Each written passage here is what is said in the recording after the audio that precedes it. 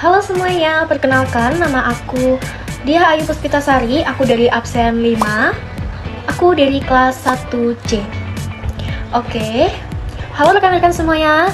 Di tengah dinamika ekonomi global tahun 2024, pernah gak sih kalian bertanya-tanya perusahaan mana sih yang tetap berdiri kokoh sebagai mesin uang utama di Indonesia?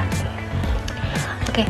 Kalau teman-teman semuanya belum tahu, hari ini aku akan membahas atau membedah data Fortune Indonesia 100 mengenai 10 perusahaan dengan laba besar tahun 2024.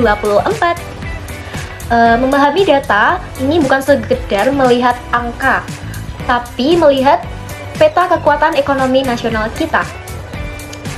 Saya akan membagi presentasi ini dengan 3 bagian, yaitu yang pertama aku akan menyampaikan data yang ada di laporan ini, dan yang kedua yaitu analisis sektor, dan yang ketiga yaitu kesimpulannya.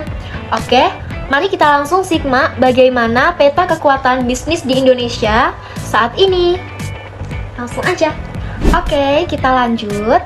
Berdasarkan laporan di sini, kita sudah bisa lihat kalau ringkasannya di peringkat 1 itu perusahaan Bank Rakyat Indonesia dengan laba bersih dihitung dalam miliar ya, dengan laba bersih 60.154.890.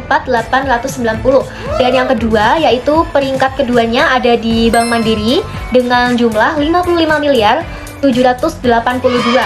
Dan di peringkat tiganya ada Bank Sentral Asia dengan laba bersih 54.838. Dan yang di peringkat keempatnya ada perusahaan Pertamina dengan laba bersih 50.521. Dan yang ke peringkat kelimanya ada MINDID dengan laba bersih 36.533.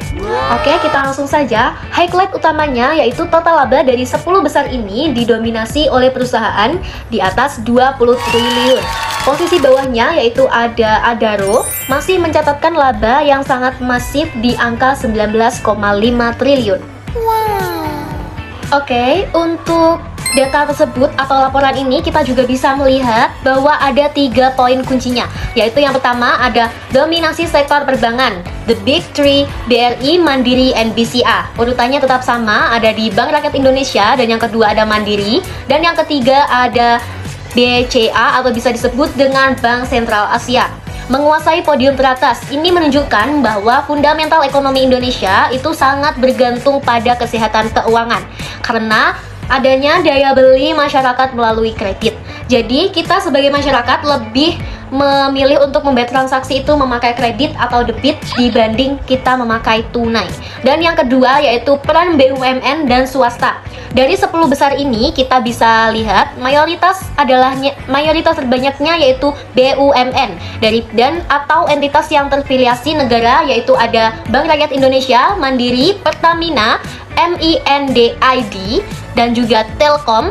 Dan yang keenamnya ada Bank Negara Indonesia atau bisa disebut BNI. Ini membuktikan bahwa perusahaan plat merah itu masih menjadi tulang punggung penerimaan negara. Dan yang ketiga yaitu sektor energi dan komoditas. Kehadiran Pertamina, MINID, dan Adaro menunjukkan bahwa meskipun dunia mulai beralih ke energi hijau, sektor energi dan pertambangan masih menjadi penyumbang laba yang sangat signifikasi di Indonesia. Untuk ringkasan temuan kita hari ini, aku langsung saja. Ekonomi Indonesia di 2024 dikendalikan oleh sektor finansial dan energi.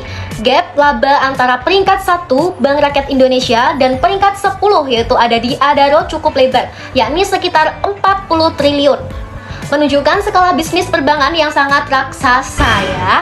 Dan pendapat pribadi saya, secara pribadi saya melihat bahwa dominasi perbankan ini adalah sinyal positif sekaligus pengingat. Positif karena lembaga keuangan kita sehat, namun juga pengingatnya adalah bahwa kita butuh lebih banyak perusahaan dari sektor teknologi atau perusahaan dari sektor manufaktur hilirisasi untuk masuk ke jajaran top 10 agar ekonomi lebih tervalidasi. Dan oke, sekian presentasi dari saya. Terima kasih sudah menyaksikan sampai habis. Bye-bye.